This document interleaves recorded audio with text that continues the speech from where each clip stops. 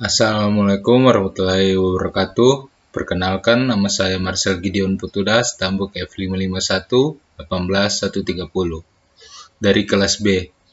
Pada video kali ini saya akan membahas kembali materi yang telah diajarkan oleh dosen saya, yaitu Ibu Hajrah Rasmita Ngembah, untuk mata kuliah Sistem Informasi Geografis 2. Di sini saya telah memiliki PowerPoint presentasinya. Jadi kita ke pembahasannya. Yang pertama yaitu pengertian. Sistem Informasi Geografis atau SIG adalah suatu teknologi baru yang pada saat ini menjadi alat bantu atau tools yang sangat esensial dalam penyimpanan, memanipulasi, menganalisis, dan menampilkan kembali kondisi-kondisi alam dengan bantuan data atribut dan data spasial. Aplikasi sistem informasi geografis di berbagai bidang. Yang pertama, sumber daya alam mencakup perencanaan. Yang kedua, kependudukan atau demografi mencakup lingkungan. Yang ketiga, pertahanan mencakup manajemen utility. Yang keempat, pariwisata mencakup ekonomi, bisnis, dan marketing. Yang kelima, perpajakan mencakup biologi. Yang keenam, telekomunikasi mencakup hidrografi dan kelautan. Yang ketujuh, pendidikan mencakup geologi dan pertambangan. Yang kedelapan, transportasi dan perhubungan mencakup kesehatan. Dan yang terakhir, militer. Aplikasi sistem informasi geografis di bidang kesehatan. Penyediaan data atribut dan spasial yang dapat menggambarkan distribusi atau pola spasial penyebaran penderita suatu penyakit, pola atau model penyebaran penyakit, distribusi unit-unit atau jumlah tenaga medis. Berikut fasilitas-fasilitas pendukung pelayanan kesehatan. Di sini salah satu contoh sistem informasi geografis pada aplikasi sistem informasi pemasaran berbasis rekap medis di Rumah Sakit Pertamina Jaya. Ini adalah contohnya, dan di sini adalah petanya. Di sini adalah informasinya. Informasi yang bisa kita dapatkan yaitu nama kecamatan, jumlah penduduk, jumlah kunjungan, 10 penyakit terbanyak, proporsi jumlah pasien kunjungan dengan jumlah penduduk, proporsi pasar terbungkus pada Rumah Sakit Pertamina Jaya. Selanjutnya, di sini juga kita dapat mendapatkan detail informasi dari rumah sakit tersebut. Yang kita bisa dapat lihat, ini adalah gambar-gambarnya, fasilitas dari rumah sakit tersebut. Yang pertama, gambar pertama ini adalah fasilitas musolanya. Yang kedua, suasana ruang tunggu.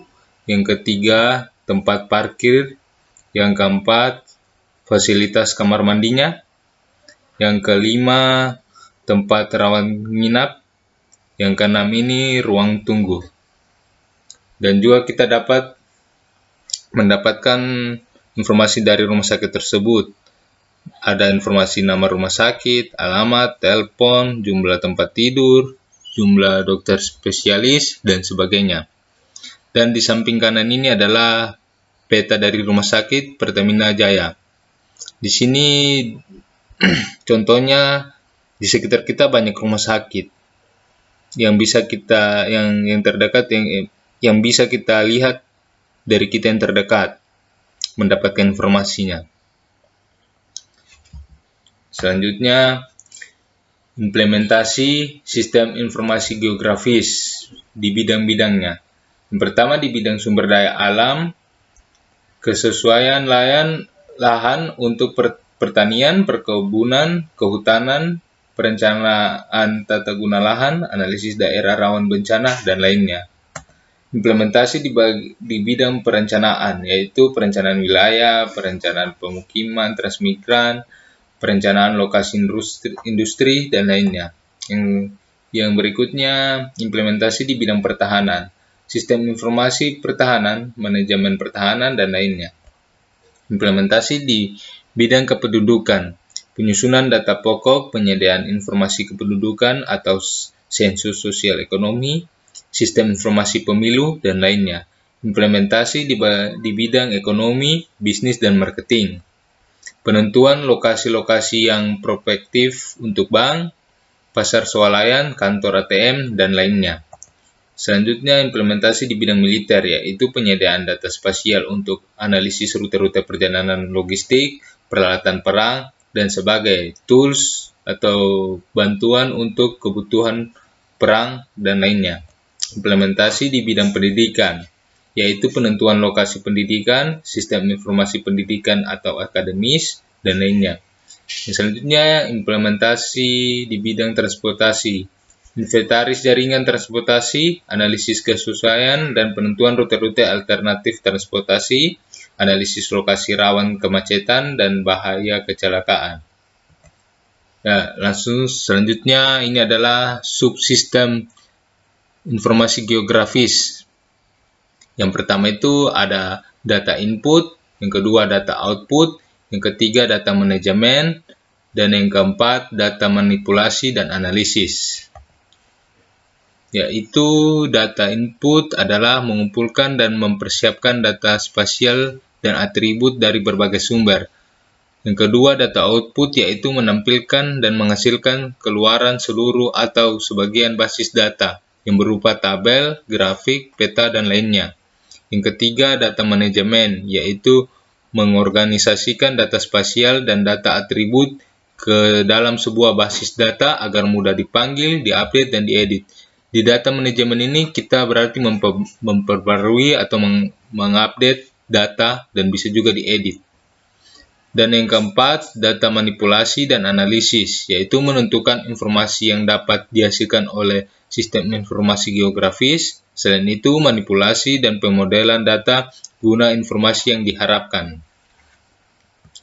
Selanjutnya, ada 8 kompetensi dasar yang dibutuhkan untuk sukses dalam suatu sistem informasi geografis, yaitu input ini ada dibagi lagi beberapa bagian. Yang pertama berupa tabel, laporan, pengukuran lapangan, data digital, peta, citra satelit, foto udara, dan data lainnya.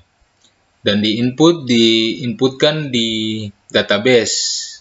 Selanjutnya akan diproses dan menghasilkan output. Output ini bisa berupa peta, tabel, laporan, dan informasi digital.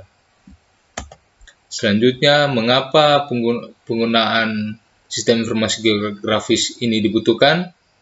Alasannya yaitu yang pertama, sistem informasi geografis ini sangat efektif. Yang kedua, dapat digunakan sebagai alat bantu utama yang interaktif dan menarik. Yang ketiga, menggunakan data spasial dan data atribut secara integrasi. Yang keempat, dapat memisahkan dengan tegas antara bentuk presentasi dengan data-datanya atau basis data. Yang kelima, memiliki kemampuan-kemampuan untuk menguraikan unsur-unsur yang terdapat di permukaan bumi. Yang keenam, mampu memvisualisasikan data spasial dan data atributnya. Yang ketujuh, dapat dilakukan secara interaktif. Yang kedelapan, dapat dengan mudah menghasilkan peta-peta tematik.